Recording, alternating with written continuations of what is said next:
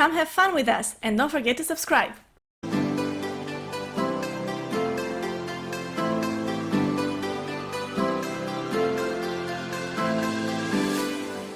What's up everybody, I'm Rick. And I'm Anna. And welcome to our review of the 1936 movie, Libeled Lady. For those of you who don't know, this is our bucket list channel, a channel in which we try to realize the goals and dreams that are on our bucket list.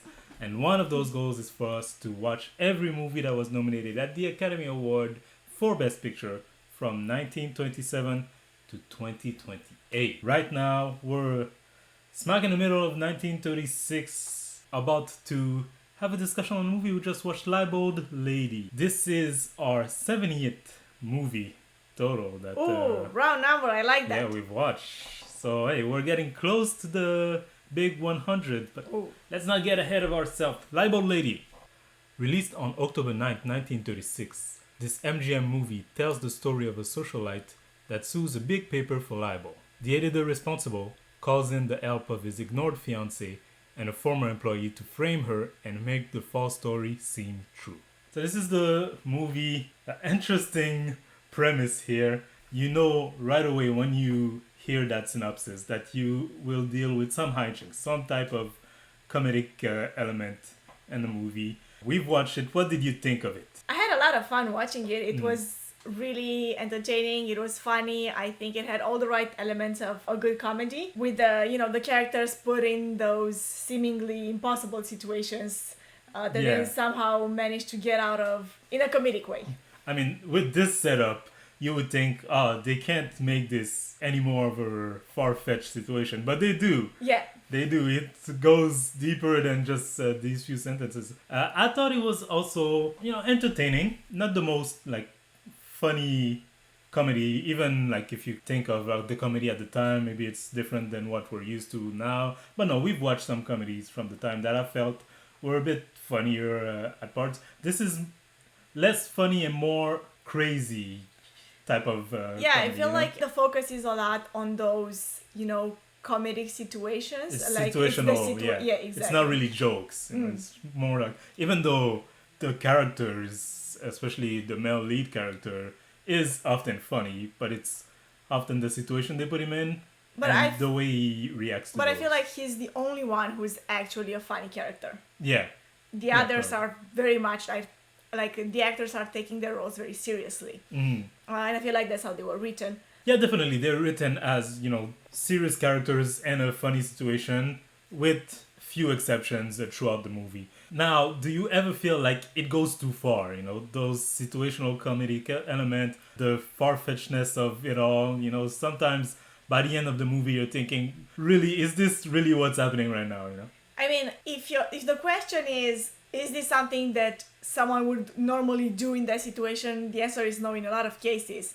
But it doesn't feel like it's forced. Yeah, but I'm especially, making reference to what very quickly becomes not a love triangle, but it's not even a love square. It's a love trapezoid or whatever. By the end, I'm just thinking, what is even happening anymore? Who's involved with who and who's married to who and what does any of it mean? I feel like maybe the ending, the explanation that they gave at the end was a little bit... I don't like it when they do that thing in movies where at the end they tell you something that you never had any information before. About. Yeah. It feels like it kind of takes you out of it because you're following the story and you as the viewer are supposed to know all the elements of the story. Yeah. It's only the characters that only have some elements. But when a character comes in and says, oh, by the way, this is actually happening. And you're like, this feels like an easy way out. Yeah. Which I thought it was, and then it wasn't. We'll get to that a bit later. But this is a movie that lives or die by A, the comedy, and B, the characters and the way the actors portray those characters. Let's take a closer look at the crew behind this movie.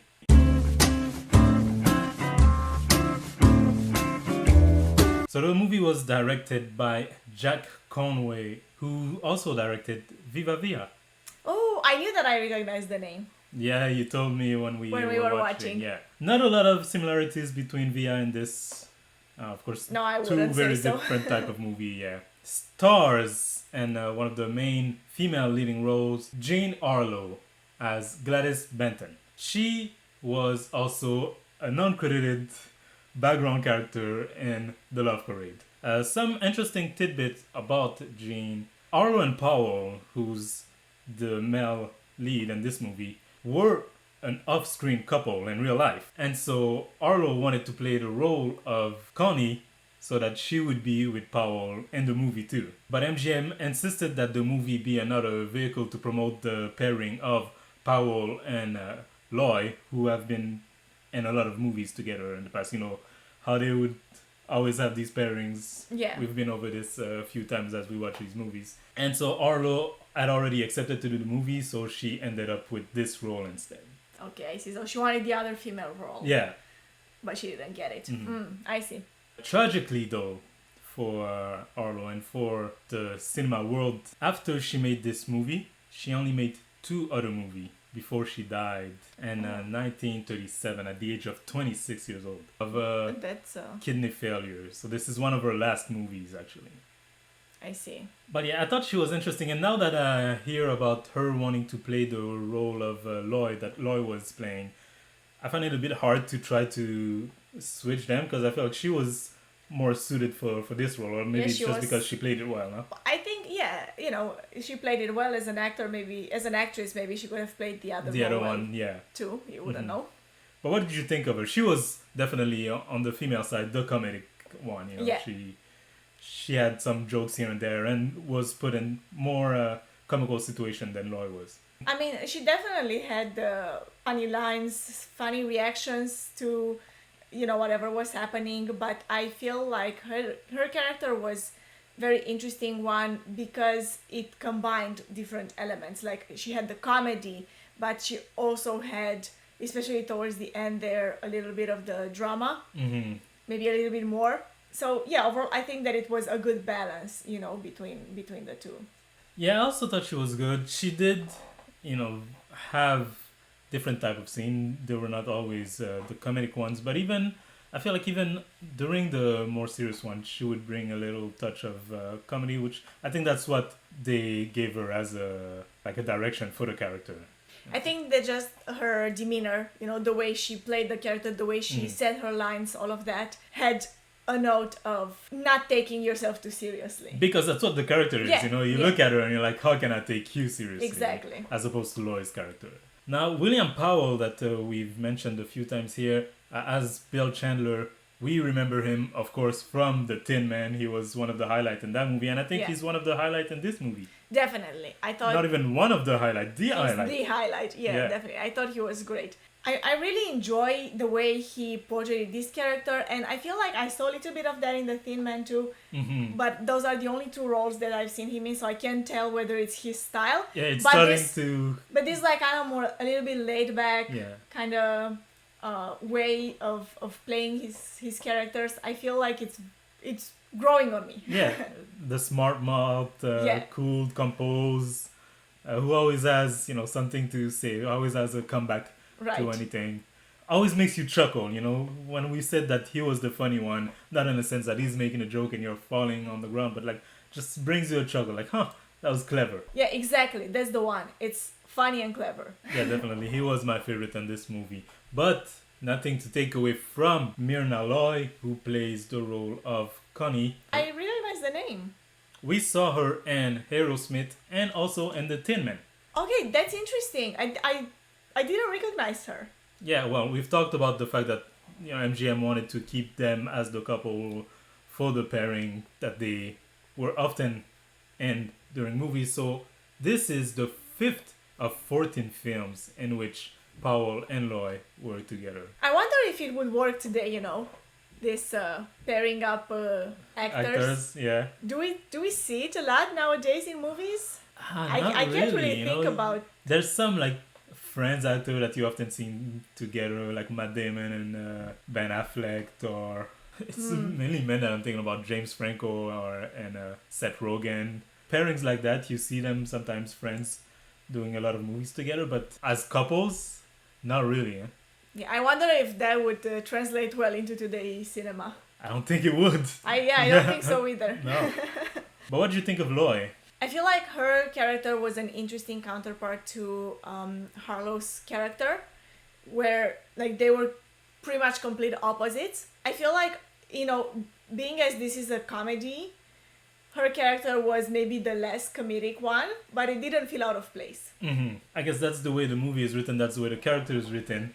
I found myself, as the movie went on, being more and more like in her camp, attached to that character. Because you start out the movie with the information that you have, she's suing the newspaper for libel, and you're like, oh, what a horrible, rich snob lady who just wants millions of dollars because they told some story about her. But as it goes on, very quickly, the newspaper becomes painted as the villain, and she is the misunderstood rich lady, which I gotta say I didn't expect. I didn't expect her character to be so nice in the end. Yeah, exactly. Like as you learn more about her, you realize that maybe she's not that much of a villain, but she's just very pragmatic. Mm-hmm. But then as the story goes on, you actually realize that she's not even being pragmatic. She's just she's defending her dad. Yeah, and that's why she's suing. And then there's no real anger or personal vendetta that she has. It's just a very misunderstood character, because those first scenes with her, and on the boat and the restaurants, you're thinking right away, like, this girl, she's a bitch. She's a snob. Yeah. Yeah, totally. And I like that, how the evolution of the character and the way she plays it, she manages to make you feel both emotion. When you first see her, you don't like her, and as the movie goes on, you come to like her more and more. That's played by the same person. That's pretty impressive in my opinion. Completing the cast, we have Spencer Tracy as Warren and Walter Connolly as James Alberby, who's the father of Connie. We saw him in Lady for a Day and also in It Happened One Night. This movie, Anna, is one of the few movies that was nominated at the Academy Award for Best Picture, or Outstanding Production as it was known back then, and nothing else. Oh, okay. Just that one nomination, and it did not win. But it was a popular movie at the time, was a success financially, and was even remade in 1946 as Easy to Wed. Easy to Wed? Okay, yeah, I can see where the title is going. A fitting title, yeah. And at times for us to give our last thoughts about the movie, is there anything you'd want to talk about that we haven't talked about yet? No, not really. I can't think of anything in particular. I'd like to go to that title, Easy to Wed. Even though it's barely mentioned in the synopsis at the beginning, the movie quickly becomes a wedding fiasco. Puzzle, or whatever you may call it. One character who's fiancée to the newspaper guy, who gets married with Powell's character. Powell wants to get married with Loy. Loy wants to get married with Powell, but Powell is married to a girl who's already married to someone else, even though she's fiancée with somebody else. So this is the whole thing at the end. Like, I was thinking, who's married to who, and who's that out of nowhere guy that she's apparently still married to, Harlow's character. That's what you were mentioning at the beginning, right? Yeah, when you were exactly. saying it comes out of nowhere, that apparently she was still married to someone. Yeah, I feel like we were supposed to be able to follow, like, as the viewers, we were supposed to be able to follow this, like, marriage crossover thing, whatever it is. Yeah. But at the end, she comes and says, oh, by the way, I'm actually already divorced. Or one character says, by the way, you're still married. And then she says, no, I'm actually already divorced. And we're like, what? Where does that come from, right? Like, who's that third when did guy? That happen? Yeah, exactly. She mentions at the beginning of the movie that this would be her second marriage, but still, there was never any implication that she was still married, actually, or not. Or any hint at all that previous marriage would have had any importance in the storyline here. And then the movie just ends, They learn about this whole marriage fiasco, meaning that Powell is actually not married to Loy. It's as hard to follow as I'm saying it. It's not as hard to follow as I'm saying it, actually. When you watch the movie, you get it. But yeah, well, it makes sense as you watch it. When you think back on it, it's all over the place. All of that to say, then they just argue and the movie ends. There's no finality to it. There's no conclusion. Yeah, that's true. I remember even when we watched it, I was thinking, I feel like we missed the ending. Yeah. Did we not get the complete version of the movie? Which is weird, no? Yeah, and it even ends like, It doesn't even end as in, they're just arguing, and you know how like sometimes the camera slides and the voices go in the background, as in to say the story just goes keeps on. going on. But yeah. no, like it ends on a high note with someone starts to scream and then it just like goes to black. That's it. So we don't know what happens. I mean, presumably a few of them will get divorces. Presumably the right people will eventually marry the right people. Yeah. There was also no finality to Coney and what was his name, the paper guy. Yeah. Relationship. Because they were fiancé or to be wed, but you could see throughout the movie that he doesn't really care about her. He cares about the newspaper more than anything else. And that's why she falls into Paul's hand as the movie goes on. I kind of like that at the end where she stands up for herself. I'm not taking any of this anymore. I'm going to defend myself and I'm not going to let you guys walk all over me. You don't even want to marry me for real. You married me just for this... to use me. To use me, exactly. I'm not going to let you do whatever you want. Right. But that was an interesting movie. Funny at moments, a bit confusing at others. No real end. I enjoyed it. Would you? Yeah, I enjoyed it too. Recommend it? I will recommend it, yes. I think it's a very good comedy. It's an entertaining movie, so definitely worth your time. Yeah, I would also recommend it, if only for Powell. He's just always entertaining to watch. He's so good. I can't wait to see if we have other movies with him coming up. Now it is time for us to rank.